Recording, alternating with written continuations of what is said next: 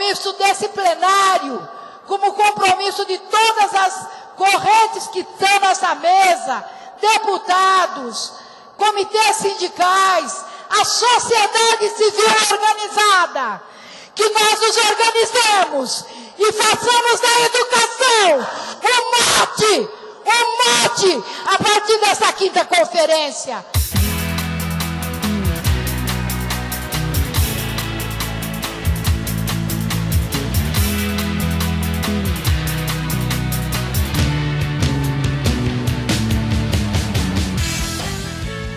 O país, o nosso Brasil, não pode aspirar a ser um país desenvolvido, democrático, socialmente justo, com possibilidades de participação e inclusão de amplos setores da sociedade, se nós naturalizarmos ou continuarmos achando que é natural ou suportando uma situação como essa.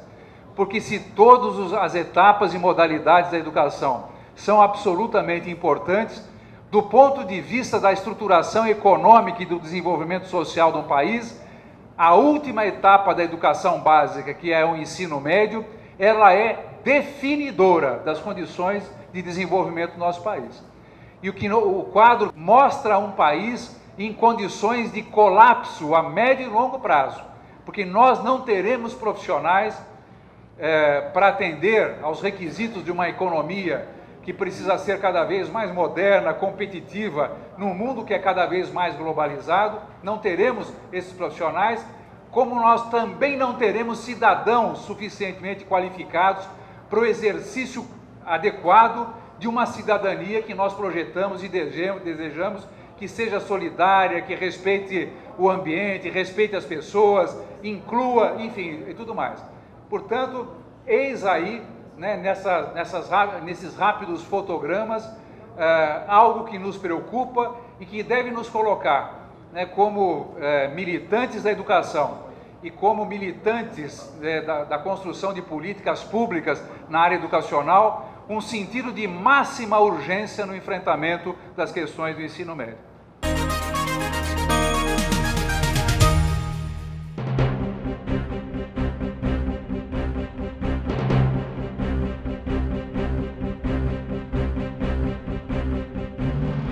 A gente precisaria fazer uma boa avaliação do porquê que isso acontece, né? Agora, é claro, isso também é um dado que precisa ser avaliado. Houve realmente uma movimentação, né, na classe social. Hoje as pessoas têm um pouco mais de poder aquisitivo e, evidentemente, que querem investir no que eles têm de mais precioso, que são os filhos, né? E vão buscar o quê? Investir na educação dos filhos. Vem a educação pública na situação difícil que se encontra, vão buscar a escola particular. Eu acho um erro. Porque eu acho que essa classe média, principalmente essa, que ascendeu agora no governo Lula, ela tem que entender que a educação pública, a escola pública é a grande escola. E que ela precisa lutar para que essa escola seja efetivamente boa e que ela tenha a qualidade que eles têm direito. Vou te falar uma coisa. 90% das escolas particulares são iguais ou piores que as escolas públicas municipais ou estaduais. Portanto, é uma ilusão, na grande maioria das vezes, dizer que vai dar uma boa educação para o filho colocando ele na escola particular.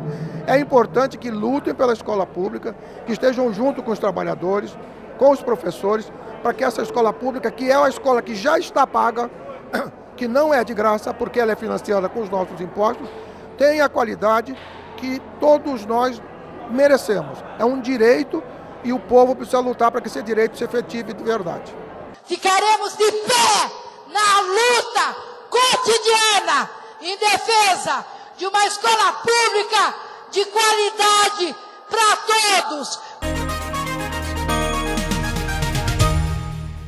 A Comissão de Educação e Cultura da Assembleia Legislativa do Estado de São Paulo e o Fórum Permanente de Educação e Diversidade Étnico-Racial realizam nesse dia 7 de dezembro, aqui na Assembleia Legislativa, um seminário para ampliar o debate sobre a Lei 10.639 de 2003. O seminário é preparatório para a primeira Conferência Estadual de Educação Étnico-Racial.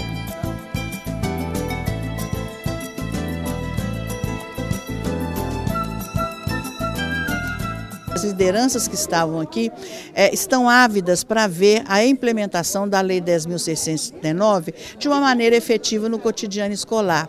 E a discussão que foi feita aqui hoje, a troca de experiências e a colocação das necessidades são de fundamental importância para a construção dessa política que deve ser feita em 2013 em comemoração à Lei 10.639, ao aniversário da Lei 10.639, que faz 10 anos. Né? Pois é, a gente vai fazer uma década e assim, avanços tiveram, seria impossível negar, né? Tiveram avanços, mas foram avanços pontuais. Isso a gente sempre discute, né? Porque quando a gente pega a lei, a gente vê lá que ela alterou a LDB no 26A e 79B. E sempre se restringe só ao 79B, que diz que o Dia Nacional da Consciência Negra, dia que rememora a morte de Zumbi dos Palmares, deveria entrar no calendário escolar. Então, o que a gente observa, tem observado nos últimos 10 anos, é que se pautou, as redes se pautaram única e exclusivamente nesse artigo 79B, que é que o dia 20 de novembro tem que estar no calendário escolar. No entanto, a temática, que é transversal, não está no currículo. E, portanto, se ela não está no currículo, ela não tem como, inclusive, orientar uma mudança de comportamento das nossas crianças e da sociedade de um modo geral. Nesse sentido, o nosso papel é aquele de estar cobrando da Secretaria de Educação políticas de formação na área da implementação da lei e no fornecimento de materiais. E além de tudo isso, nós temos um coletivo antirracismo na POSP que também aborda essas questões, contribui no debate, né, levando inclusive propostas de trabalho para a implementação da lei. Em 2011, nós fizemos aqui nessa casa uma audiência e nessa audiência as entidades do Fórum e as entidades presentes e a Comissão de Educação, nós tiramos que nós iríamos fazer a primeira conferência de educação das relações étnico-raciais. É a primeira no Brasil. Eu fui eleita pelo povo de São Paulo e tenho a obrigação de ser porta-voz, tenho que ser a interlocutora desses projetos, dessas reivindicações, mormente a questão que envolve o racismo. O Ministério da Educação divulgou no último dia 10 reajuste de 7,97% do piso salarial profissional nacional dos professores que lecionam do ensino infantil ao médio. Segundo a Confederação Nacional dos Trabalhadores em Educação, CNTE, 14 estados ainda não cumprem integralmente a lei do piso, que além de estipular um mínimo a ser pago aos docentes, assegura que ao menos 33% da carga horária de trabalho sejam dedicados a atividades extraclasse. É o caso de São Paulo, que não cumpre o que a lei federal determina quanto à jornada de trabalho. Diante deste desrespeito do governo do estado, os quase 3.000 professores presentes à 5ª Conferência Estadual de Educação da APOSP, realizada em novembro de 2012, decidiram pela paralisação das atividades no próximo mês de abril. A paralisação é pelo cumprimento da jornada do piso, mas também por reajuste salarial e valorização profissional, por uma carreira justa e atraente, contra a precariedade na contratação dos professores da categoria O, em defesa dos aposentados e por melhores condições de trabalho, entre outras reivindicações. Nós devemos marcar abril como mês, março, mês de mobilização, abril, nós vamos cruzar os braços e ver se o governo altera esse estado de desconcerto que está no estado de São Paulo no que diz respeito. E quanto à implementação do plano de lutas, é claro, nós vamos estar tornando público e calendarizando para efetivar.